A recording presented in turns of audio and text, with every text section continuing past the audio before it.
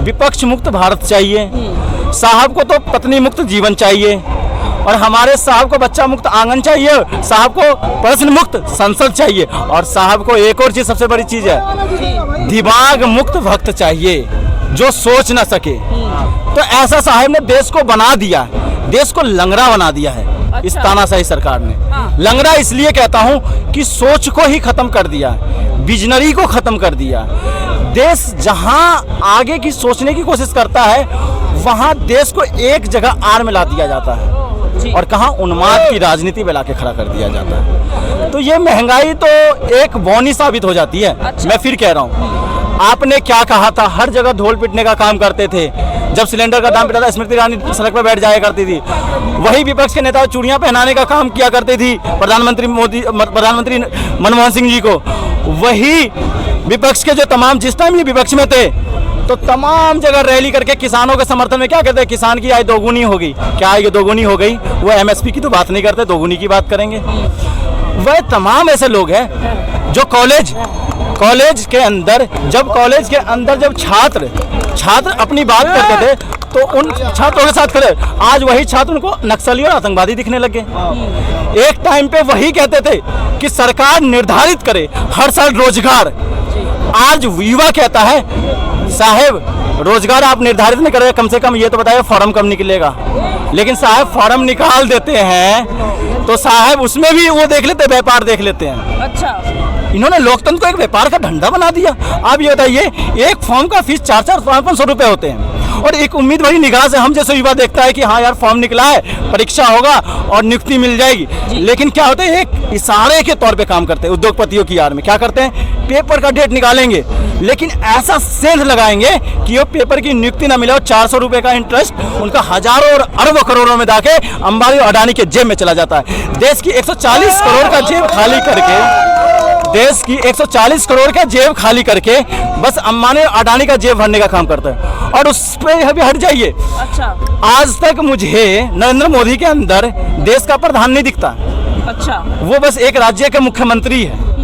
और इसलिए कहता हूं और होशो आवाज में इसलिए कह रहा हूं, देश के तमाम राज्य के संसाधन को उखाड़ फेंक कर, मतलब कहने को वहां से लेकर एक जगह नियोजित करने का काम करेंगे। कहां करेंगे पता आपको? गुजरात। देश के तमाम उद्योगपतियों को, तमाम राज्य के उद्योगपतियों को उन्होंने खत्म कर दिया और एक राज्य का उद्योगपति दिखता है, बस गुजरात का। नाम काउंट कराऊंगा तो ऊपर से नीचे तक आज के समय में गुजरात के उद्योगपति के अलावा कहीं का नहीं मिलेगा। और 2014 से पहले उद्योगपतियों का नाम काउंट कराऊंगा तो आपको पता चल जाएगा। जेपी ग्रुप इतना बड़ा था, उत्तर प्रदेश से आता था। आपको पता है सहारा ग्रुप बिहार से आता था। आपको पता है बंगाल से तमाम उद्योगपति आते थे। आपको उड़ीसा से उद्योगपति आते थे, मध्य प्रदेश से आते थे। आज ऐसी क्या स्थिति और हालात हो गई, तमाम उद्योगपति तमाम राज्य से खत्म हो गए, गुजरात में जाके संयोजित हो गया। क्यों हो गया भाई? आपने तो तमाम देश के प्रधानमंत्री है ना। मैं पूछना चाहता हूं, आप तमाम राष्ट्रपति और प्रधानमंत्री को बुलाते हो तो आप दिल्ली की बजाय आप गुजरात में ही क्यों ले जाते हो? मैं पूछना चाहता हूं, चाइना से ऐसी क्या दोस्ती बढ़ गई आपकी कि आपने चाइना के शी जिनपिंग को आप गुजरात ले जाने का काम किए, लेकिन आप चाइना के खिलाफ पूरे देश में एक आंदोलन खड़ा किया था। क्या आंदोलन किया था? स्वदेशी अपनाओ का आंदोलन चला था और रामदेव बाबा को इन्होंने एक उद्योगपति बना दिया था। लेकिन आज उसी स्वदेशी के आड़ में पूरा देश चाइना के गोद में डाल दिया और पूरा देश के तमाम मीडिया चुप्पी साध रखी है। आपको पता है हम आज आर्थिक गुलाम के शिकार हो गए हैं और आर्थिक गुलाम भी किसी का हुए हैं तो चाइना के हुए हैं। और चाइना के आड़ में आपने उस आर्थिक गुलाम के साथ साथ हमें रक्षा, हमारे वीर जवान, उनको भी आपने अपमान करने का काम किया। आप बताइए, लद्दाख के लोग उस लद्दाख की मांग करते, लद्दाख की बात करते हैं ना मान और सम्मान से। जी। पिछले 1 महीने से लद्दाख के जो हमारे भोली वाली जनता है अपने हक और अधिकार और संविधान के लिए आंदोलन कर रहे हैं, उनकी जमीन छीनकर आपने चाइना के हवाले कर दिया और देश की मीडिया में खबर नहीं बन रही है। जी, इससे बुरी हालत क्या लग रहा है? लगातार विपक्ष कह रहा है कि महंगाई बढ़ती जा रही है, भाजपा महंगाई पे क्यों नहीं नियंत्रण कर रही है? गैस सिलेंडर की अब प्राइस दुगना हो गया है। देखिए मैडम, सिलेंडर के प्राइस तो दुगने कर रही हैं और सब सब्सिडी भी दिल्ली में बंद कर दी थी, बीच में फिर लागू कर दी, कभी बंद करते हैं। ये महंगाई जनता के लिए बहुत ज़्यादा है। और ये जो भाई ने जो बोला है ये सच है, जो बात इन्होंने बोली है मैं इनकी तारीफ करती हुई कहती हूँ कि ये जो बात बोली है इन्होंने मेरे सहमत में ही बोली है। जो इन्होंने बोलना था वही मेरे को बोलना था। और महंगाई का दाता तो देखो बीजेपी ने बहुत ज़्यादा कर रखा है। और यहाँ पे व्यापारी लोग दिल्ली में और जनता, गरीब जनता इतनी परेशान है मोदी जी से, जिसका कोई व्याख्या नहीं करी जा सकती। और मोदी जी को जो बोलते हैं वो करते नहीं है। जय हिंद, जय भारत। देश में दो ही विचारधारा की लड़ाई है, बिल्कुल सही बात, दो विचारधारा की लड़ाई है। एक बेचने वाला है, दूसरा बचाने वाला है।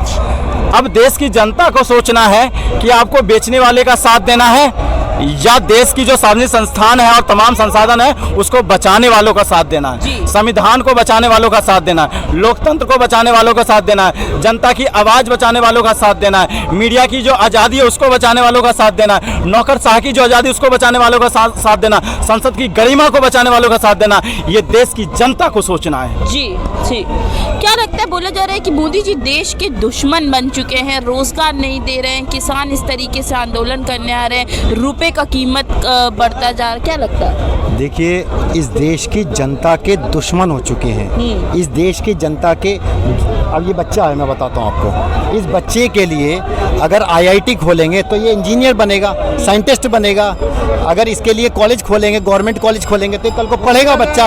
लेकिन नरेंद्र मोदी जी सिर्फ उद्योगपतियों की सरकार है, एक आम आदमी की, गरीब आदमी की सरकार, भारतीय जनता पार्टी की सरकार नहीं है ये।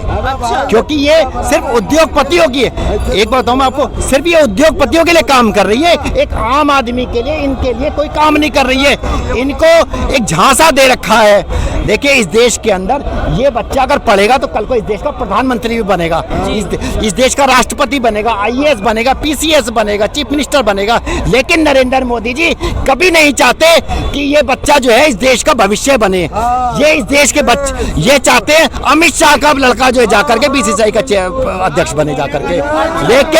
लेकिन इस बच्चे के लिए कुछ नहीं करेंगे, अमित शाह के लड़के के लिए करेंगे, उद्योगपतियों के लिए करेंगे, अडानी के। मैं कहता हूँ ये बच्चा पढ़ता है, इस बच्चे को लोन दो, एजुकेशन लोन दो, मुफ्त कर दो। जितना लोन जो है अडानी को दे दिया, उतना लोन अगर इस देश के बच्चों को पढ़ने के लिए दे देंगे तो सारे बच्चे पढ़ जाएंगे। और ये पढ़ेगा तो कल को सवाल पूछेगा नरेंद्र मोदी जी से, क्योंकि तुमने आपने हमारे लिए क्या किया। लेकिन ये नरेंद्र मोदी जी कभी नहीं चाहते कि इस देश का बच्चा पढ़े, और जब पढ़ेगा तो सवाल खड़ा करेगा। राहुल गांधी ने भी ये बात रखी कि मोदी जी चाह रहे हैं कि युवा गुलाम बना रहा है उनका, इसीलिए वो रोजगार नहीं देना। देश का युवा अगर पढ़ेगा तो वो गुलाम नहीं रह पाएगा, क्योंकि ये नरेंद्र मोदी जी ने ब्लॉक कर दिया उस चीज को। क्योंकि इनके जो कंट्रोल में है वो एजुकेशन प्रणाली आने ही नहीं दे रहे। ये कैसे पढ़ेगा? साइंटिस्ट कैसे बनेगा? ये साइंटिस्ट जब बनेगा जब ये जो है इस देश के बच्चे को, इस देश के बच्चों को पढ़ने के लिए अगर इसे देंगे, इसके लिए सब कुछ देंगे, लेकिन इसे शिक्षा नहीं देंगे। पूरे देश में शिक्षा क्यों नहीं फ्री कर देते, क्यों नहीं अच्छी शिक्षा लागू कर देते? जैसे अरविंद केजरीवाल का शिक्षा मॉडल है, इस तरीके से पूरे देश में लागू करना चाहिए। इसीलिए ये देश जो है मुक्ति चाह रहा है। सारे लोग, चाहे वो सीबीआई हो, ईडी हो, नेशनल मीडिया हो, आम आदमी हो, गरीब आदमी हो, वो सारे लोग नरेंद्र मोदी जी से मुक्ति चाह रहे हैं इस समय। भले ही कोई बोले भले ही नहीं, लेकिन अपने अंदर दबाए बैठा है, क्योंकि हमें कहीं ना कहीं, क्योंकि डर है उसे। अगर बोलेंगे तो हमारे पास सीबीआई लगा देगा, ईडी लगा देगा, पुलिस लगा देगा। लेकिन ये जो है अपने अंदर, लेकिन सारे लोग मिल करके इस समय इंडिया गठबंधन को ही वोट दे रहे हैं जाकर के। क्लियर है, ये पूरी तरीके से क्लियर है, इंडिया गठबंधन जीत रहा है इस समय। अच्छा, हाँ। और जितनी तेजी के साथ मैं आपको बता दूं, नरेंद्र मोदी जी की सीबीआई और ईडी काम करेगी, गिरफ्तारियां होंगी, छापे पड़ेंगे, तो आप ये मान के चलिए कि उतनी ही तेजी के साथ नरेंद्र मोदी जी हार रहे हैं। मैं पूरी जिम्मेदारी के साथ कहूंगा, क्योंकि इसकी गारंटी ये है कि वो उधर गिरफ्तार करो, क्योंकि मैं तो हार रहा हूं। आप कितने सहमत हैं इस बात से कि महंगाई कम करने का वादा दिया था मोदी जी ने, लेकिन अब विपक्ष कह रहा है कि कम तो हुई नहीं है, जबकि बचत भी नहीं कर पा रहा है आम आदमी? नहीं, विपक्ष नहीं कह रहा है, पूरे देश की जनता कह रही है। और जो मोदी जी कहते हैं ना, वो बिल्कुल नहीं करते हैं। और जो मोदी जी नहीं कहते वो तो करते भी नहीं है। कहने का मतलब ये है मोदी जी का एक ही मोटो है कि मेरा नाम मेरा राज, मेरा सत्ता और मेरा अधिकार ही चले, देश की जनता का कुछ अधिकार ना चले। कहने का मतलब साहब को चाहिए, कैसा चाहिए देश पता है? राहुल गांधी कह रहे हैं कि मोदी जी देश को डुबाने का काम कर रहे हैं, रोजगार डूब रहा है, लोकतंत्र डूब रहा है, क्या कहना है? मोदी जी 140 करोड़ लोगों को डुबाने का काम कर रहे हैं। बिल्कुल सही कह रहे हैं राहुल गांधी की, जहाँ तक बात कर रहे हैं आप। देखिए मैं बताऊं आपको, ना इस सरकार के अंदर ना महिलाएं सुरक्षित हैं, ना कोई रोजगार है, ना देश सुरक्षित है। तो ये आप बात मान के चलिए कि 2024 की जहाँ तक बात कर रहे हैं हम, तो 2024 में 140 करोड़ लोगों ने इस समय मान चुके हैं कि नरेंद्र मोदी जी को घर भेजना ही भेजना है। अच्छा, पूरी तरीके से मन बना चुकी है देश की जनता। तो मोदी जी घर जाएंगे 2024 के इलेक्शन के बाद में, कोई बचाने वाला नहीं है उन्हें। अच्छा, जमानतें जब्त होंगी भाजपा वालों की। और आप ये मान के चलिए, मैं आपको बता दूं, जैसे रिपीटेबल ये टिकट नहीं दे रहे हैं भाजपा वाले, कम से कम 50% से भी ज़्यादा एमपीओ के टिकट काट रहे हैं। मुझे एक बात बता दो कि बच्चा अगर फर्स्ट क्लास आया है तो मैं उसे क्यों नहीं पढ़ाएंगे हम आगे, उसे अच्छे कॉलेज में एडमिशन दिलवाएंगे ना। जी। लेकिन जब उसका बच्चे का रिजल्ट ख़राब है तभी तो चेंज करा जा रहा है। तो ये मान के चलिए पूरी तरीके से, क्योंकि जहाँ भी रिपीटेबल टिकट नहीं दे रही है भाजपा, तो वो ऑलरेडी उनका एमपी वहाँ पे जाके फेल हो चुका है। तो वो सारा काम वो नहीं हो रहा है प्रॉपर उस तरीके से। जी।